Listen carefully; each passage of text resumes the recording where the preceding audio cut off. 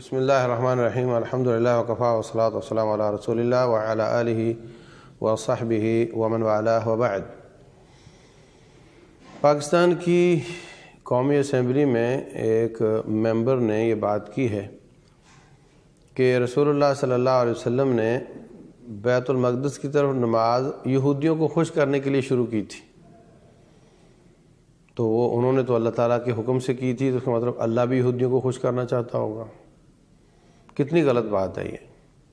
اور سب سے پہلی بات یہ کہ بغیر دلیل کے ہے، اور اس سے پہلی بات یہ ہے کہ اب یہ دور آ گیا ہے کہ علماء کی بجائے اس طرح کی عورتیں اب اللہ کے دین میں باتیں کریں گی، اور یہ قیامت کی نشانیوں میں سے ایک نشانی ہے۔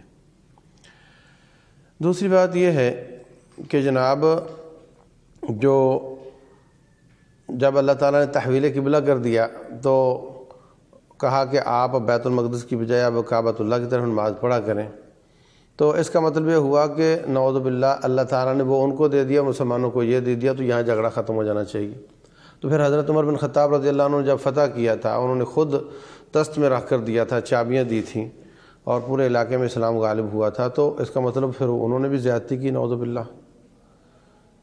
تو سمجھ نہیں آتی کہ یہ کیا ہو رہا ہے۔ علماء کرام کی بجائے جنہوں نے دین کو پڑھا نہیں، وہ دین میں باتیں کر رہے ہیں۔ اس کا مطلب جن لوگوں نے اس وقت تک بیت المقدس اور شام کا اور یہ سارا قدس کا علاقہ فتح کیا، ابو عبیدہ بن جراح رضی اللہ تعالیٰ عنہ، ان پر پھر کیا حکم لگاؤ گے کہ وہ تو فیصلہ کر دیا تھا اللہ نے، وہ ان کا یہ ان کا۔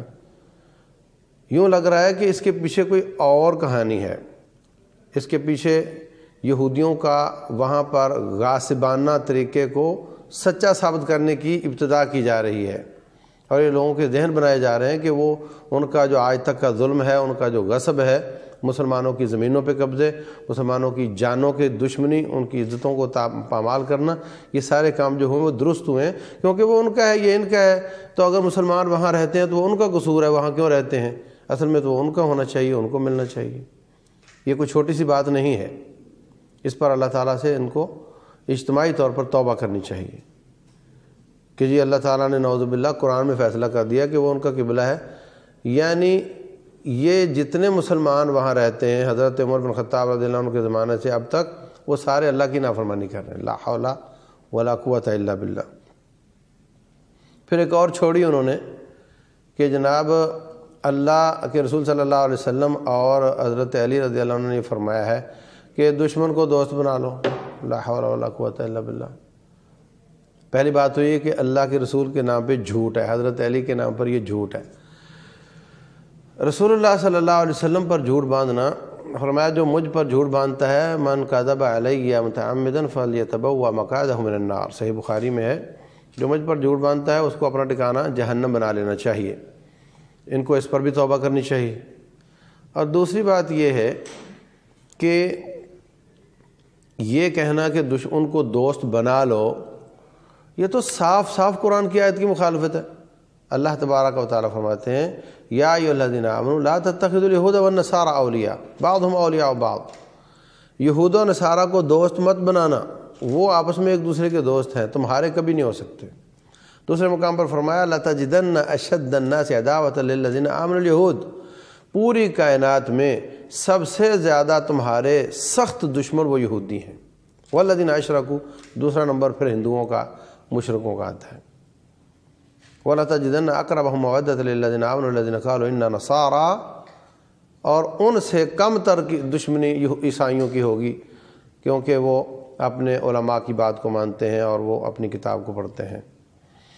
تو بہت افسوس کی بات ہے کہ قرآن حکیم کی صاف صاف آیات کے مخالفت میں یہ کہا جا رہا ہے کہ نعوذ باللہ نبی صلی اللہ علیہ وسلم نے یہ فرما دیا کہ یہودیوں کو دوست بنا لو۔ تیسری بات یہ ہے کہ ہم نماز میں درود ابراہیمی میں آل ابراہیم پر سلام پڑھتے ہیں، یا رحمت کی دعا کرتے ہیں، یا درود پڑھتے ہیں، ان کے لیے دعا کرتے ہیں، تو اس سے مراد یہودی ہیں۔ یہ تو پرانا جھگڑا رہا ہے، یہودی کہتے رہے کہ ابراہیم علیہ السلام یہودی تھے۔ اللہ تبارک و تعالیٰ نے فیصلہ کن آیات نازل فرمائیں، ما کان ابراہیم یہودیا ولا نصرانیا ولکن کان حنیفا مسلما، وہ یہودی عیسائی نہیں تھے، وہ یک طرفہ مسلمان تھے، اور یہ یہودی عیسائی تو حضرت اسحاق علیہ السلام کی اولاد سے ہیں، اور جو اولاد اللہ کی باغی ہو، رسول اللہ کی باغی ہو، وہ اولاد رحمت کی دعا کا مستحق نہیں بنتی۔ حضرت نوح علیہ السلام کا بیٹا اور ان کی بیوی نافرمان تھی، اور ان کو حضرت نوح کی رشتہ داری بالکل نہیں بچا سکی۔ اللہ تبارک و تعالیٰ فرماتے ہیں ابراہیم علیہ السلام سے، انی جاعلک للناس اماما، میں آپ کو امامت دوں گا، خلافت دوں گا، حکمرانی دوں گا۔ حضرت ابراہیم فرماتے ہیں قال ومن ذریتی، یا اللہ میری اولاد کو بھی دے۔ فرمایا لا ینال عہد الظالمین، ان میں سے جو ظالم ہوں گے ان کو میرا وعدہ نہیں پہنچے گا۔ مطلب یہ ظالم کون ہوتا ہے؟ مشرک۔ اللہ فرماتے ہیں کہ ان شرک لظلم عظیم، شرک ظلم ہے اور یہ ظالم ہے، ان پر ہماری کوئی دعا نہیں پہنچتی، ان کو ہماری کوئی دعا نہیں لگتی، کیونکہ یہ ظلم کرتے ہیں، یہ شرک کرتے ہیں۔ وقالت الیہود عزیر ابن اللہ، یہودیوں نے کہا عزیر اللہ کا بیٹا ہے۔